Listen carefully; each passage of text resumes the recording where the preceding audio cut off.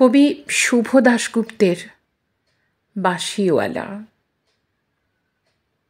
কণ্ঠে আমি শম্পা গাঙ্গুলি ঘোষ।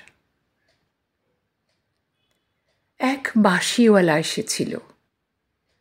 তখন ফাল্গুন মাস। গাছে গাছে কত রং, কত শোভা, কত পাখির কলতান। নদীতে কি অপরূপ ছায়াময় ঢেউ, দূর পথে কি মায়াবী আলো, বাতাসে কি সুগন্ধ। এক বাঁশিওয়ালা এসেছিল। তার বাঁশির সুর মোমের আলোর মতো স্নিগ্ধ। তার বাঁশির শব্দ পাতা পাতা ঝরার মতো পেলব। তার বাঁশি কি করুণ, কি মোহময়। সে এসেছিল। জানলার পর্দা উঠল হাওয়ায়, দুয়ারের আগল গেল খুলে, বাগানের গাছের পাতার ডালে ছড়িয়ে পড়ল প্রজাপতির মতো রঙিন গান।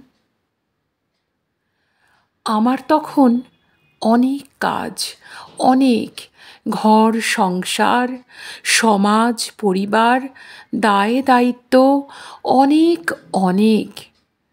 মনটা আন চান করে উঠল। ভেতর থেকে কি যেন ঠেলা লাগালো, যাও যাও, দেরি করো না। কিন্তু আমার দেরি হয়ে গেল। আমার পুজো, আমার গেরস্থালি, আমার কর্তব্য, আমার নিত্যদিনের ৭-১৭ ঝামেলা, আমার দেরি হয়ে গেল। যখন সব সেরে সব চুকিয়ে ছুটে গেলাম বাইরের বড় দরজাটারও বাইরে, রাঙা ধুলোর বিষণ্ণ পথে, তখন বাঁশিটি পড়েছিল ভাঙা, সুরহীন, স্তব্ধ। গোধূলির সোনালি আলোয় বাঁশিটিকে মনে হলো যেন এক ঝরা পাতা বুঝি।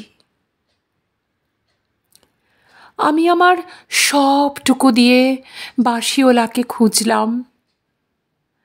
সন্ধ্যা লগনে আকাশে ফুটে ওঠা প্রথম তারাটি বলল, আমি এখানে।